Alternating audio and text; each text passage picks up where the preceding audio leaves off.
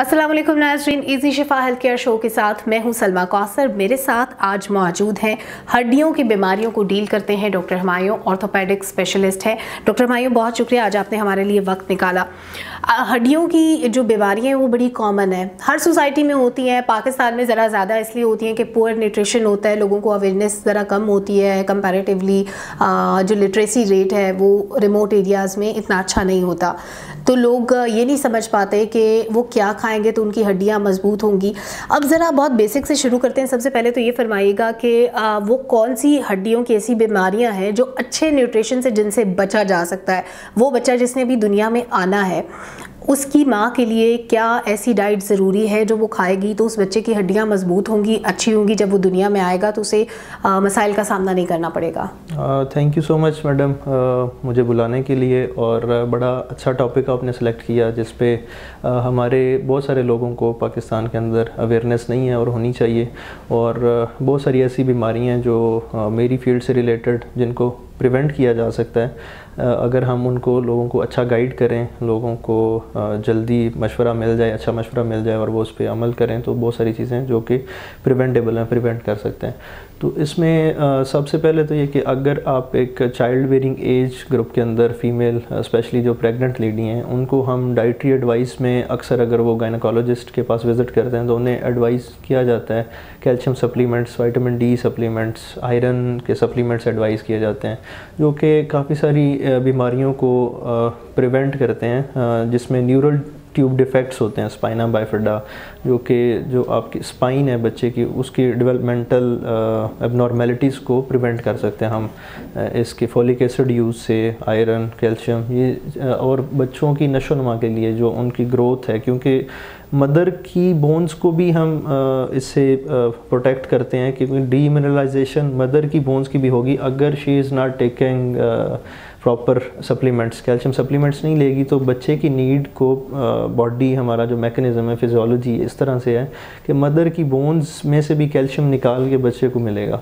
तो अगर the lady is taking supplements regularly तो उसका ब्लड के अंदर कैल्शियम लेवल इस लेवल तक रहेगा कि उसको अपनी जो मदर की बोन्स हैं वो प्रोटेक्टेड होंगी, उसकी डीमिनरलाइजेशन नहीं होगी। ठीक, अच्छा डॉक्टर साहब, एक जो अर्ली एज की एक बीमारी होती है रिकेट्स, हड्डियों का टेढ़ापन, वो किस एज में स्टार्ट होती है, उसके कॉजेज़ क्या होते हैं और उससे बचा कैसे जा सकता है? अर्ली एज की डिजीज़ है रिकेट्स, जिसमें बच्चों का जो बच्चे विटामिन डी सप्लीमेंटेशन नहीं ले रहे उनके अंदर हड्डियों का टेढ़ापन होना स्टार्ट हो जाता है।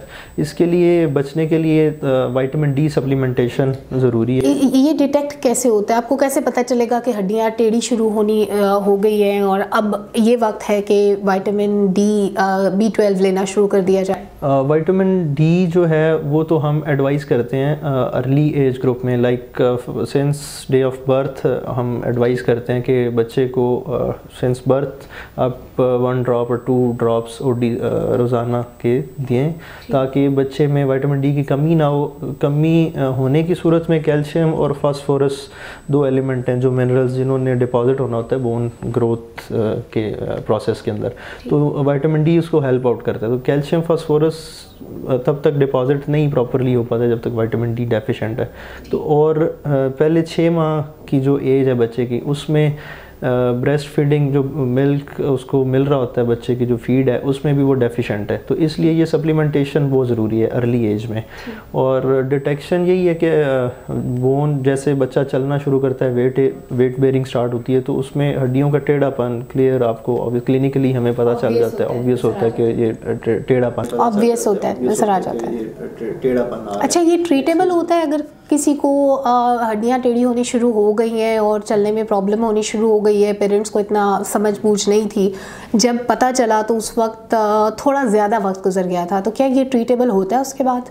नहीं, अर्ली डिटेक्शन ही इसका ट्रीटमेंट है कि आप इसको जितना अर्ली डिटेक्ट करें और इसको प्रिवेंट करें ताकि ये प्रोग्रेस ना करे डिज़ीज़। जितनी जल्दी आप इसको देख लेंगे, समझ पाएंगे कि ये डिज़ीज़ है और स्पेशली प्रिवेंटेबल है, आप इसको जल्दी अर्ली सिंस बर्थ आप स्टार्ट करवाएं। अक्सर तो गायनेकोलॉजिस्ट जो लोग फॉलो अप करते हैं डॉक्टर के पास, इनको विटामिन डी ड्रॉप्स एडवाइस होते हैं बच्चों को डेली डोज, तो वो देने से इट इज़ प्रिवेंटेबल। अच्छा, एक चीज़ मेल फीमेल सब में बड़ी कॉमन होती है, एक सर्टन एज के बाद जब आप लेटर एजेस में जाते हैं तो हड्डियों का दर्द, जोड़ों का दर्द, क्या ये हमारी डाइट की वजह से होता है, जो हम खाते पीते हैं, नमक की वजह से कहा जाता है कि स्पेशली नमक जो है वो आपके जोड़ों के दर्द की एक बेसिक रीज़न होता है? नहीं, नमक से कि काज नहीं है इसमें। बेसिकली जो फीमेल के अंदर एक hormone oestrogen which helps in proper growth and mineralisation of bones, तो वो मिनरलाइजेशन एक एज आती है फीमेल के अंदर, जैसे कह लें 40, 45, 50 तक, जिस तरह बॉडी चेंजेस आते हैं और एस्ट्रोजन बनना स्टॉप हो जाता है। तो दैट इज़ द टाइम के जब फर्दर जो बोन्स की ग्रोथ है वो उस तरह से नहीं हो पाती, एस्ट्रोजन लेवल क्योंकि बॉडी के अंदर कम होना स्टार्ट हो जाता है। तो जैसे ही एस्ट्रोजन लेवल कम होता है तो वो जो पहले उसने मेंटेन किया होता है बोन्स की ग्रोथ को, बोन्स की मिनरल का लेवल जो उसने मेंटेन किया होता है एस्ट्रोजन, वो ड्रॉप होना स्टार्ट हो जाता है। तो फिर वही कैल्शियम फास्फोरस उसमें से निकलते हैं और ऑस्टियोपोरोसिस के नाम से एक डिजीज़ है जिसको हम कहते हैं कि ऑस्टियोपोरोसिस स्टार्ट होता है, जिसमें भुरभुरी हड्डियाँ कमज़ोर हो जाती हैं और फ्रैक्चर्स के चांसेस बहुत ज़्यादा बढ़ जाते हैं फीमेल के अंदर। तो उसके लिए भी कैल्शियम, विटामिन डी बेसिकली हम एडवाइस करते हैं ताकि सप्लीमेंटेशन लेते रहें फीमेल और इस बीमारी से भी बचा जा सके। अच्छा, एक और हड्डियों का प्रॉब्लम होता है over use of bones, I don't know उसको क्या कहते हैं, उसकी वजह क्या होती है? क्योंकि एक आम बंदा ज़िंदगी में चलता फिरता, वो वेट भी उठाता है, वो सारे काम कर रहा होता है, तो हड्डियां तो इस्तेमाल होती हैं आपकी रोज़मर्रा ज़िंदगी में। ओवर यूज़ से क्या मुराद है? किस तरह से हड्डियां अपना काम प्रॉपर करना छोड़ जाती हैं, वो इतनी कमज़ोर हो जाती हैं कि चलते फिरते हड्डी टूटने का डर रहने लग जाता है? बेसिकली जो ओवर यूज़ है वो जॉइंट से ज़्यादा रिलेटेड है, लाइक ऑस्टियोआर्थराइटिस इसको हम कहते हैं, जो कि ओल्ड एज में male female both are affected with this disease process. और ओबेसिटी इसमें एक बहुत बड़ा फैक्टर है कि वज़न ज़्यादा होगा तो वेट बेरिंग, जितना वज़न ज़्यादा है उतना ज़्यादा प्रेशर है, प्रेशर एरिया जॉइंट्स पे ज़्यादा प्रेशर है और जो कार्टिलेज है वो डैमेज हो जाता है, जो जॉइंट के अंदर कार्टिलेज है, स्पेशली नी जॉइंट्स, हिप और बाकी भी जितने जॉइंट्स हैं बॉडी के सारे इफ़ेक्ट होते हैं। इससे ऑस्टियोआर्थराइटिस डेवलप होता है और बेसिकली साथ इसको प्रिवेंट किया जा सकता है विद प्रॉपर फिजियोथेरेपी। मेडिकेशन को इतना नहीं, आप इसको कह लें कि अपना जो लाइफस्टाइल है मॉडिफिकेशन, वो इसमें ज़्यादा इंपॉर्टेंट है कि आप। अच्छा, ये जो हड्डियों की बीमारियां होती हैं, इसमें फिजियोथेरेपी का या फिजियोथेरेपिस्ट का रोल कितना इम्पॉर्टेंट होता है? कितने % हड्डियों की बीमारियां ऐसी हैं जिसमें थेरेपीज़ इन्वॉल्व होती हैं? आजकल और वैसे भी प्रीवियसली तो इतना ज़्यादा नॉलेज नहीं था लोगों में, अभी तो काफ़ी हद तक अवेयरनेस है और फिजियोथेरेपिस्ट को लाइक हर ऑर्थो क्लिनिक के साथ अक्सर आपने देखा होगा, ऑब्जर्व किया होगा कि अभी फिजियोथेरेपी क्लिनिक भी चल रहे हैं साथ, तो वो पार्ट एंड पार्सल कह लेंगे, दोनों ही इम्पोर्टेंट है। फिजियोथेरेपी में बहुत सारी ऐसी चीज़ें हैं जो जस्ट एज ऑर्थोपेडिक सर्जन हम नहीं मैनेज कर पाते। जब फिजियोथेरेपिस्ट साथ में उसको हेल्प आउट करते हैं, एक्सरसाइजेस करवाते हैं, गाइड करते हैं, तो पेन रिलीफ में काफ़ी सारी चीज़ें जो कि स्पैज़म में हेल्प आउट करते हैं। इवन ऑस्टियोआर्थराइटिस के केसेस में जब मसल स्ट्रॉन्ग हो जाते हैं विद फिजियोथेरेपी तो पेशेंट पेन फ्री रहना स्टार्ट हो जाता है, तो वो फिजियोथेरेपी का बहुत इंपॉर्टेंट रोल है। अच्छा, एक आखिरी चीज़ कि हम अगर चाहते हैं कि हमारी हड्डियां मजबूत हों, अच्छी हों, हमारी बॉडी अच्छा फंक्शन करे, हमें क्या डाइट लेनी चाहिए? हमें कौन से सप्लीमेंट्स लेने चाहिए जो हमारी हड्डियों को मजबूत होने में, अच्छे से ग्रो करने में हेल्प आउट करते हैं? ये बचपन से ही सारे बड़े बताते हैं, बोलते हैं, वो हमें उनकी एडवाइस फॉलो करनी चाहिए कि दूध का इस्तेमाल ये रूटीन में ज़्यादा करना चाहिए और स्पेशली बचपन में। जो ग्रोथ का टाइम है वो बचपन से ही स्टार्ट होता है, तो एक टाइम आता है स्पेसिफिक जिससे आगे आपकी ग्रोथ उस तरह से नहीं, आपने मेंटेन करनी है चीज़ें।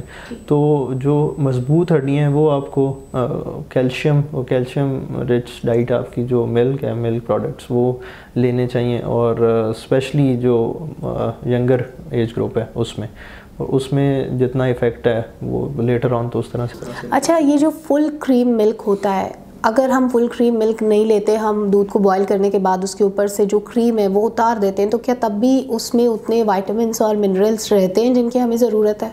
ये आपको वैसे कोई जो फूड स्पेशलिस्ट एंड डाइटिशियनिस्ट जो हैं वो ज़्यादा बेहतर बता सकेंगे। लेकिन दूध ज़रूर पीना चाहिए, दूध ज़रूर पीना चाहिए। इसके अलावा ड्राई फ्रूट्स खा सकते हैं हड्डियों के लिए, क्या वो अच्छे होते हैं? सारी चीज़ें मिक्स है, वेजिटेबल्स, फ्रूट, सारा कुछ लेना चाहिए। मतलब एक अच्छी मुतवाज़िन ग़िज़ा खानी चाहिए ताकि आपकी हड्डियाँ अच्छे से अपना फंक्शन को परफॉर्म कर सकें। बहुत शुक्रिया डॉक्टर मायो, आज आपने हमारे लिए वक्त निकाला और बहुत यूज़फुल बातें बताई। नाज़रीन, प्रोग्राम का वक्त खत्म हो गया है। एक और एपिसोड के साथ हाजिर होंगे नए डॉक्टर के साथ, नए प्रॉब्लम का सॉल्यूशन लेकर। आज के लिए इतना ही। अल्लाह हाफ़िज़।